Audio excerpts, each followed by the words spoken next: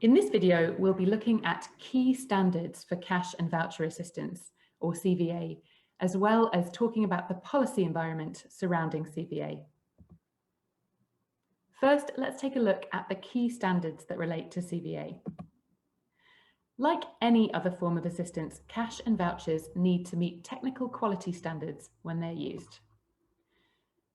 The CVA handbook contains technical guidance and minimum standards for delivering cash or vouchers in a response. And the core humanitarian standard is an organisational standard rather than being project specific. The main idea behind the CHS is that people affected by crisis must be at the centre of the response. The quality of the response should therefore be understood from the perspective of and driven by the preferences of aid recipients.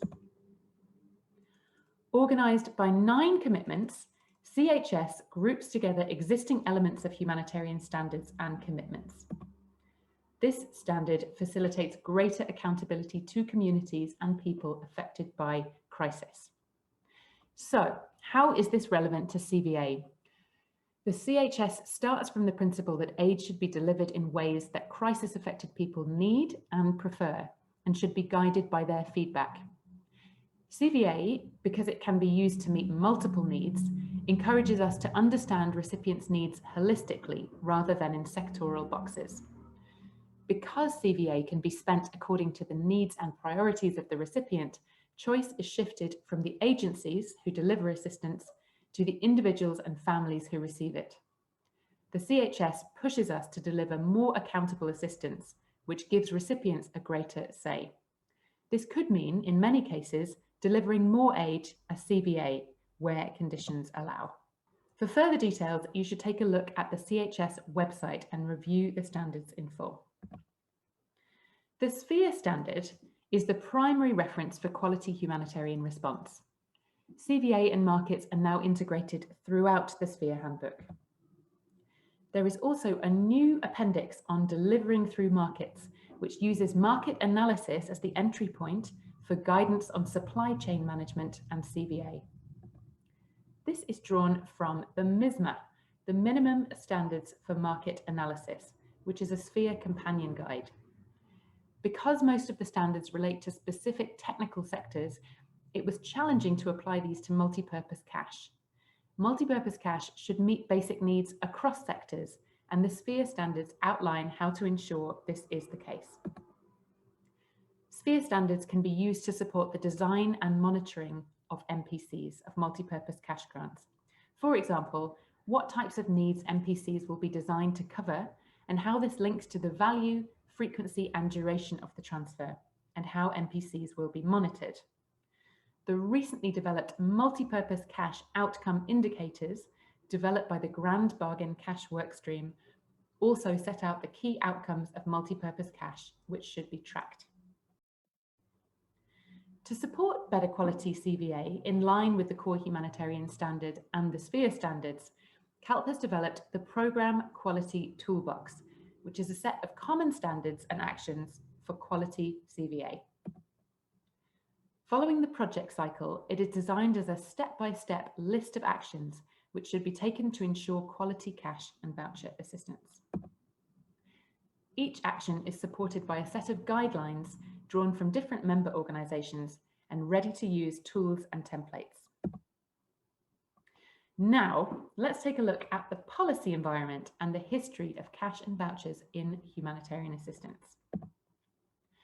When we talk about the policy environment, we refer to what cash and vouchers mean for the ways we work as humanitarian actors, individually and together. Policy questions around CVA and specifically cash have been a significant area of focus for the humanitarian sector over the past 5 to 10 years, and a number of critical debates persist. Cash is just another modality to assist people in need. So why has the scale up of cash and of fitting cash into the broader fabric of humanitarian action been such a major policy issue? Well, the key issue is that unlike in-kind assistance, wheat flour, soap, corrugated iron sheets, for example, whose usage is predefined, recipients of cash choose how they spend it and therefore what outcomes it leads to. In a system set up along sectoral lines, understanding how we handle assistance where the user, not the giver, defines its purpose is challenging our structure, our roles, and the ways that we work with one another. The use of cash and the development of policy supporting its use has evolved very rapidly over the past several years. We're now going to take you through some highlights. While small amounts of cash have been used in humanitarian response as far back as the 1800s, CVA in the humanitarian sector really emerged as an alternative to food aid during the Indian Ocean tsunami response in 2004. The government of Pakistan worked with Visa to reach 1.5 million households following floods in 2010. Similarly, during the famine in Somalia in 2011 and 2012, the international humanitarian community used cash at scale for the first time.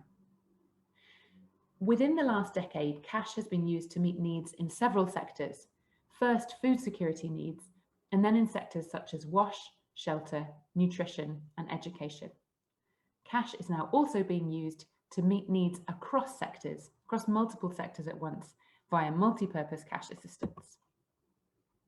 Until 2014, CVA had largely been linked to a specific sectoral outcome, but as the use of multi-purpose cash, that's cash intended to meet basic needs across sectors, grew in the Syria response, major donors adapted their policies to support its use, including ECHO's publication of 10 principles for the use of multi-purpose cash. As the use of cash increased, actors across the sector started to take notice and consider the implications of CVA for humanitarian action. DFID convened a high-level panel on cash, which recommended that cash be used as the default response option wherever conditions allow. The report says we should ask ourselves why not cash, and if not now, when? This approach was adopted by the World Humanitarian Summit in 2016, where UN Secretary General Ban Ki-moon echoed these words, why not cash? The Grand Bargain was drafted and signed at the World Humanitarian Summit and included the commitment to increase the use and coordination of cash-based programming. By 2016, CVA was well established in humanitarian response as the world's biggest cash program was launched in Turkey, reaching 1.7 million people each month with cash transfers. At that time, CVA made up approximately 10% of global humanitarian assistance. CaLP published its State of the World Cash Report in 2018, providing a snapshot of how CVA is being delivered across the globe and highlighting key changes. By 2020, when CaLP published its second State of the World Cash Report, the use of CVA had doubled since 2016, making up 17.9% of all humanitarian assistance. This figure is likely to continue to grow over the next 5 years as donors, UN agencies, and NGOs are all committed to increasing the use of CVA where appropriate. As cash at scale challenges our ways of working, we are seeing more joint operational models emerging, including the UN-led Common Cash Statement and the 15 NGO Collaborative Cash Delivery Platform. The Grand Bargain was an agreement between the largest donors and aid organizations to increase the resources ending up in the hands of people in crisis. There are 10 headline commitments, one of which relates to scaling up cash. Underneath the headline cash commitment, aid organizations and donors who've signed the Grand Bargain commit to increase the routine use of cash alongside other tools. They commit to invest in new delivery models for cash, to build an evidence base to assess the costs, benefits, impacts, and risks. They commit to collaborate, share information, and develop standards and guidelines, to ensure coordination, delivery, and M&E mechanisms are in place, and to increase the use of cash and voucher assistance. The Grand Bargain differs from other policy initiatives relating to cash, as it is a more formal negotiated agreement between more than 60 government donors and aid agencies. It is the most binding joint commitment to increasing cash across the system that exists and has had significant influence. One of the challenges with the Grand Bargain is that it's seen as having been driven from the global north, and did not include substantial input from the G70 countries, where much humanitarian work takes place. In part because it's a negotiated document, it does not go as far as some other policy documents. Some actors have made specific quantitative commitments to scaling up cash. World Vision, for example, commits to delivering 50% of its programs through a multi-purpose cash-first approach by 2020. And UNHCR also committed to double its use of cash by 2020. CaLP developed a global framework for action, which consolidates the major commitments and recommendations made to improve CVA in humanitarian response during 2015 and 2016. It aggregates core content from the Grand Bargain, ECHO's 10 Principles, and Food Assistance Policy, the High-Level Cash Panel Report, the Strategic Note on Cash Transfers, and the Agenda for Cash. The global framework for action has been carefully designed to provide a collective, comprehensive, and action-oriented roadmap for humanitarian actors to scale up cash programming. Many of the actions needed to take the cash agenda forward require collective action, for instance, to develop standards, build the evidence base, and strengthen support for CVA. This reflects the collective nature of humanitarian work and the value of CaLP's role. In addition to signing up to the Grand Bargain, many donors have made specific commitments to scale up cash. The Common Donor Approach is a set of 5 principles published in 2019, designed to support better coordination for quality cash and voucher assistance and for removing barriers to the uptake of multi-purpose cash. Many donors have committed to increase the use of cash, with the UK committing to more than double its use of CVA in crises by 2025, and the EU aiming to deliver 35% of its humanitarian assistance in the form of CVA by 2020. Donors have sought to integrate cash and voucher assistance into their policies and may require that all modalities be considered. Despite obstacles, these commitments are being converted into action. As highlighted in CaLP's State of the World Cash Report 2020, CVA has grown as a percentage of total humanitarian assistance in the last few years, and this trend is expected to continue. But despite the positive performance on the increased use of cash, many of the more fundamental changes which the scale-up of CVA implies, for example, where cash fits in the system and how cash is planned and coordinated, have been slower to happen. The ways we deliver cash are changing, and cash is changing the ways we deliver. In 2019, CaLP published a report called The Future of Financial Assistance. This report maps out potential scenarios for how financial assistance might look by the year 2030, the key drivers influencing these changes, and what this will mean for humanitarian action. Humanitarian cash is just one of many financial flows in crisis contexts, including remittances, social transfers, and peer-to-peer giving, which reach people affected by crisis. CaLP's State of the World Cash Report 2020 shows the progress and the challenges in implementing good quality cash. It highlighted 4 key shifts in cash and voucher assistance. These are the rise of cash and voucher assistance. As we've heard already, the volume of cash and vouchers being delivered has more than doubled between 2015 and 2019.